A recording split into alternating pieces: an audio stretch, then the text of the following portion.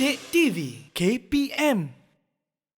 Selepas dah menyenarai bahan dan alatan, dah sediakan dah. Baik. Sekarang kita kena mula amali, kita akan mula menyukat bahan. Baik. Okey, ada dua alat penyukat yang biasa kita gunakan, iaitu penimbang digital dan jak penyukat. Biasanya kalau jak penyukat ni kita guna untuk menyukat cecair lah. Baik. Kalau penimbang digital ni kebanyakan benda memang kita sukat dengan bahan, memang kita sukat dengan penimbang digital. Baik. Okey. Ni berdasarkan pengalaman. Boleh saya tanya dah pada anak-anak murid saya, dah bersedia? Dah bersedia murid-murid dalam Okey. talian? Baik. Okey, saya nak tanya Ilya, kalau air kita akan gunakan apa?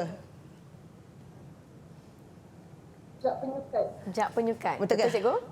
Okey, betul. Okey. Adawiyah. Gula. Kita akan gunakan apa untuk menyukat atau menimbang dia? Penimbang. Penimbang. Okey, betul. Biasanya kalau dekat bengkel kita lebih suka gunakan penimbang digital sebab dia lebih tepat berbanding dengan penimbang analog. Baik. Okey, natrium metabisulfit ini adalah pengawet.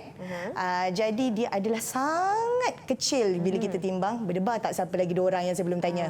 Hanis. Kita akan gunakan apa? Kita akan menggunakan penimbang. Penimbang. Betul ke? Okey, betul. Tahniah. Okey, seterusnya. Okey, ini dah selalu saya tekankan semasa kita menjalankan amali, cara-cara untuk menggunakan penimbang digital. Baik. Okey, ada 4 tempat kosong, jadi memang saya kena minta 4-4 lah jawab. Baik. Okey, kita mula dengan Atikah dulu. Silakan Atika. Agak-agaknya yang pertama apa dia? Hidupkan penimbang. Menghidupkan penimbang, betul ke? Betul. Betul. Kena tekan on lah. Kalau tak nanti kan nak timbang macam mana? Ya, betul. Okey. Lepas tu, Ilya. Ilya, langkah kedua. Meletak mangkuk. Betul ke? Meletakkan mangkuk. Ya, betul. Meletakkan mangkuk. Dan yang ketiga, Adawiyah. Langkah ketiga. Menekan butang teh. Ya, Menekan kita butang? kena tekan butang teh atau zero. Sebab bila kita letak mangkuk, penimbang dah timbang berat mangkuk. Ya, betul. Bila kita tekan butang teh, baru dia kosong balik. Oh, sebab kita nak sukat bahan tu, bukan Ya, mangkuk tu. betul. Faham? Oh, baru saya tahu fungsi Okey. butang teh. Baik. Okey. Dan akhir sekali, Hanis. Meletak bahan yang ditimbang. Meletak bahan yang ingin ditimbang. Betul? Okey, Betul. meletak bahan yang hendak ditimbang. Okey, betul lah. Sebab ada sesetengah soalan mungkin dia bagi 4 tempat kosong, ada sesetengah soalan mungkin bagi 5 lah macam saya ni. Sebab bila yang keempat kita boleh kata menimbang bahan. Tapi yang pastinya jangan lupa tekan butang teh. Ya, baik. Kalau tak nanti kita timbang dengan mangkuk-mangkuk sekali. Baik. Okey, jadi dah tak tepat. Okey. Okey, bila kita dah menyediakan bahan, sekarang dah tiba masanya untuk kita melakukan pemprosesan produk. Baik. Bersama-sama saya ada nota untuk 3 produk. Okey, 3 produk. Yang pertama kita ada keropok leko. Kita tengok kat situ pemprosesan keropok leko. Pertama sekali dapat ikan, mesti kita bersihkan ikan, kita siang, buang perut dia. Lepas tu kita asingkan isi daripada tulang. Okey. Lepas tu kita hancurkan isi ikan, lepas tu kita adun semua bahan hingga menjadi dough.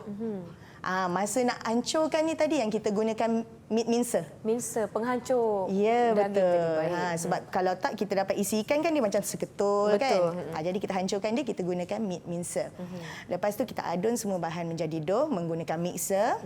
Lepas tu bila dah jadi dough, kita bentukkan pula dia jadi silinder. Baik. Keropok leko kan kita tengok panjang kan. Ya. Tu nama dia, bentuk dia silinder. Okey. Lepas tu kita rebus hingga dia masak. Lepas tu akhir sekali kita kena toast. Okey. Okey. Sekarang kita tengok pula berbola kebab daging lembu. Berbola kebab daging lembu dengan burger, cara pemprosesan dia pada peringkat awal dia adalah sama. Sampai step nombor 4, step nombor 5 sama. Cuma nombor 5 ni kalau berbola kebab dia 20 gram. Baik. Tapi untuk burger dia 50 gram. Lebih kecil berbola kebab. Yelah, sebab nanti kalau besar orang penat pula nak makan kan. Ya. Okey. Jadi step atau langkah dia sampai langkah 5 sama antara berbola kebab dengan daging burger. Okey, tapi kita tengok dulu langkah dia. Satu, kita basuh dan sejuk bekukan daging. Lepas tu kita kena potong daging kepada beberapa bahagian sebab kita nak masuk dekat dalam mincer tu dia tak boleh terlalu besar. Ya. Dia punya lubang inlet dia tu agak kecil. Okey, lepas tu kita kisar dia dengan mincer. Bila dia dah hancur tu kita akan gaul dengan premix menggunakan bowl chopper. Lepas tu kita timbang. Macam ni dia kata 20 gram. 20 gram, baik. Okey. Lepas tu kita bulatkan manual je lah. Sebab murid buat tak berapa banyak. Lepas tu kita sejuk bekukan. Kalau dekat industri mungkin mereka akan gunakan blast freezer, tapi dekat sekolah kita ada pembeku je, jadi kita gunakan pembeku. Okey. Ni sebenarnya step ni belum habis. Saya ni baru proses sahaja. Lepas proses kita cerita lain pula nanti. Baik. Okey. Dan yang ketiga kita ada popcorn daging ayam. Ni yang tadi kata sedap kan? Okey. So kita ada ambil basuh isi ayam. Kita ambil bahagian yang tak bertulang lah. Potong dadu isi ayam. Gaul isi ayam dengan serbuk kunyit dan garam. Baik. Okey. Perap selama 1 jam dengan bahan perapan. Dia adalah bahan perapan dia yang lain. Lepas tu kita celup isi ayam ke dalam telur. Lepas tu salut dengan tepung berperisa.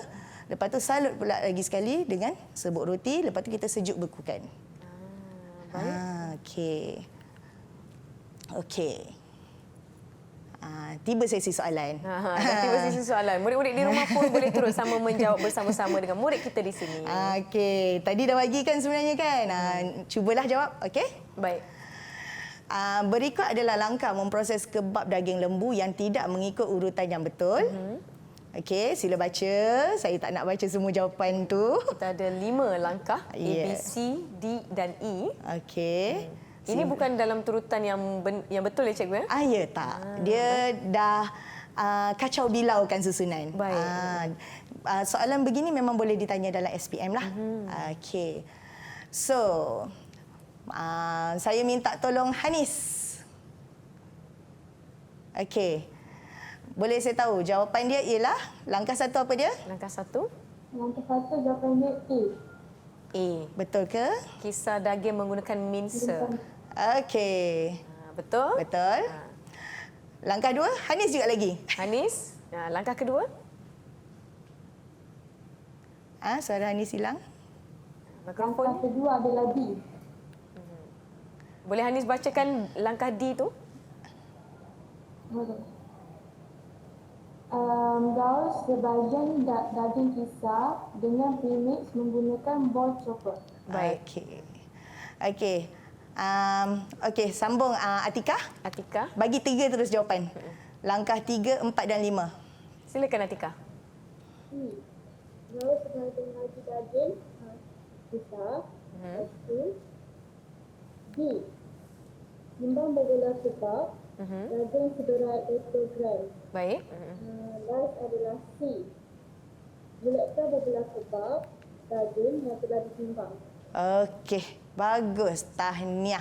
Nampaknya mereka memberi perhatian. Okey. Okey, masih lagi soalan proses. Masih lagi minta susun. Okey. Kali ini saya nak minta Adawiyah lah. Silakan Adawiyah. Jawab semua soalannya Adawiyah. Nombor 1 yang mana? Nombor 1, 3. Baca langkah pertama apa dia? Bacakan langkah pertama. Langkah pertama, ikan yang telah diperap dengan garam, dibersih dan diproses. Oh, minta maaf. Adawiyah boleh baca langkah kerja yang ada pada soalan, kemudian boleh susun ikut urutan daripada soalan yang tertera. Boleh? Adawiyah nampak tak? Adawiyah nampak tak? Tak nampak? Kita ada langkah kerjanya mengisar beras yang telah disangai, kemudian ada menggaul ikan dengan garam dan asam, kemudian ada menyalut ikan dengan beras yang dikisar dan membersih dan mengetus ikan sehingga betul-betul kering. Boleh Adawiyah? Saya bantu Adawiyah dengan jawapan yang pertamalah. Okey, Adawiyah. Okey, yang kedua? Yang kedua? Tuskan ikan sehingga betul-betul kering. Okey, betul. Betul, baik. Lepas tu, mengisar beras yang telah disangai. Okey, Baik. langkah 3. Lepas tu, last menyalut ikan dengan beras yang dikisar. Menyalut ikan dengan beras yang dikisar. Okey, alhamdulillah. Jadi ikan perkasan kita Ya. harapnya. Okey. Tapi cikgu, apa yang saya dapat lihat di sini, mungkin langkah yang dipelajari mungkin lebih banyak. Ya. Mungkin 1 sampai 7, tapi yang diberikan di dalam soalan hanya 4. Ya, Mungkin akan mengelirukan murid-murid. Sebab bila kita nak buat soalan, kalau kita buat markah 7, tak boleh lah. Banyak. Ya, sebab had markah adalah maksimum 5, minimum 1. Jadi dekat sini contohnya 4 markah. Jadi memang tengok dekat soalan tu berikut adalah sebahagian daripada penyataan langkah kerja. Dia memang sebahagian, dia bukan lengkap. Jadi kita kena susun mana yang datang dahulu. Ya. Jadi nak tak nak memang murid kena hafal amali dia. Baik. Nak tak nak mereka kena baca buku, kena buat amali. Ya, betul. Sebab bila mereka menjalankan amali, mereka akan ada pengalaman. Bila ada pengalaman tu, mereka boleh ingatlah. Lebih mudah mengingat. Ya, sebab kalau nak menghafal, terus terang saya sendiri tak mampu nak hafal 23 amali. Banyak cabarannya. Ya, tapi mereka patutnya boleh menjawab berdasarkan pengalaman mereka semasa amali di dalam kelas. Jadi penting untuk murid-murid jangan ponteng kelas, kena buat amali. Baik. Okey. Kita teruskan dengan seterusnya, cikgu. Okey, sekali lagi sebab memang kita bawah tajuk memproses. Ya. Okey. Jadi berikut adalah penyataan kerja memproses popcorn daging ayam yang tidak mengikut urutan. Okey, tadi Adawiyah dah kena jawab semua, sekarang Ilya pula kena jawab semua. Okey. Susun langkah kerja mengikut urutan yang betul dengan menulis A, B, C, D, E dan F pada ruang jawapan. Langkah kerja pertama telah diberi. Okey. Soalan boleh macam ni. Kalau katakan ada banyak langkah, dia boleh bagi langkah pertama ataupun dia boleh bagi langkah terakhir. Baik. Untuk bantulah, untuk tutup sikit. Okey, so Ilya tolong jawab. Silakan.